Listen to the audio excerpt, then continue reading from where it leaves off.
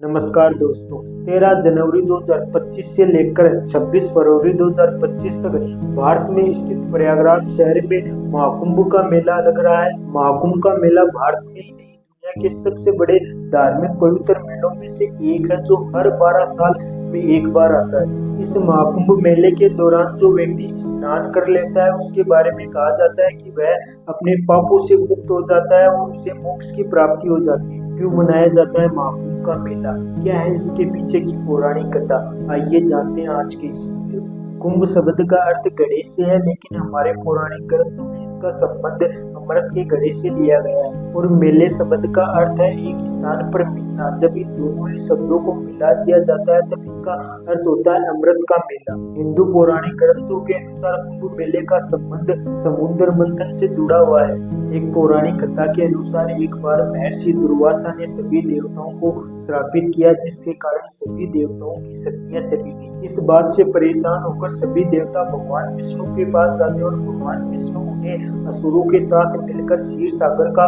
मंथन करने को कहते हैं, ताकि वह अमृत प्राप्त कर सके, जिसकी वजह से उन्हें अपनी शक्तियां वापस मिल सके। देवताओं ने असुरों को अमृत का लालच देकर उनके साथ समुद्र मंथन किया, और जब अमृत का कलश निकाला गया तब देवताओं और असुरों के मध्य युद्ध छिड़ गया। और यह युद्ध 12 दिनों तक चला, और इसी दौरान अमृत के 4 बूंदे पृथ्वी पर आकर गिरी। हरिद्वार, प्रयागराज, उज्जैन और नासिक, ये वे 4 स्थान थे जहाँ पर अमृत की बूंदें आकर पड़ी। इसीलिए इन्हें पवित्र स्थान भी कहा जाता है, और यहाँ पर कुंभ के मेले का आयोजन भी होता है। भारत में इन चारों ही जगहों पर कुंभ का मेला लगता है, और इन चारों ही जगहों पर 4 तरीके से कुंभ का मेला लगता है।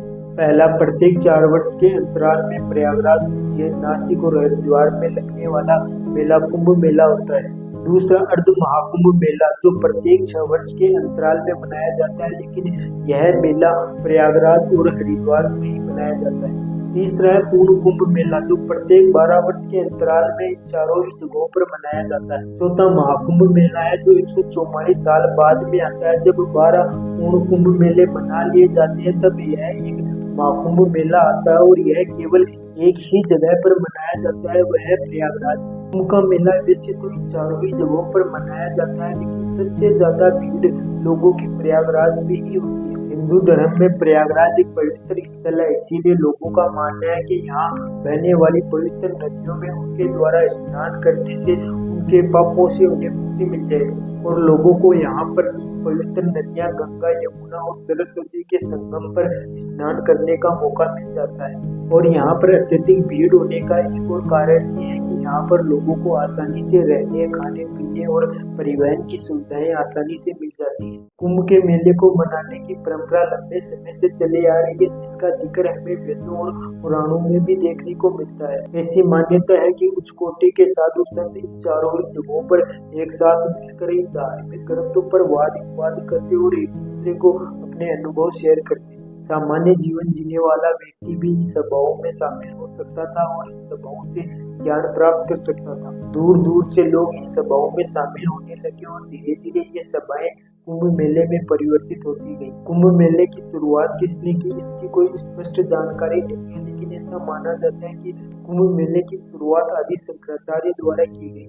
कुंभ मेले की शोभा बढ़ाने का कार्य अखाड़े के साधुओं द्वारा किया जाता है, और अखाड़े के साधुओं को सबसे पहले शाही स्नान करने का अधिकार दिया गया है। वैसे तो अखाड़ा शब्द पहलवानों द्वारा कुश्ती लड़ने वाले स्थान को कहा जाता है, लेकिन कुंभ मेले के दौरान साधु संतों के समूह को भी अखाड़ा नाम से जाना जाता है। ये सभी अखाड़े सनातन धर्म का प्रचार प्रसार करने, धार्मिक अनुष्ठान, रीति रिवाज और परंपराओं को आने वाली पीढ़ी तक पहुंचाने का कार्य करते हैं।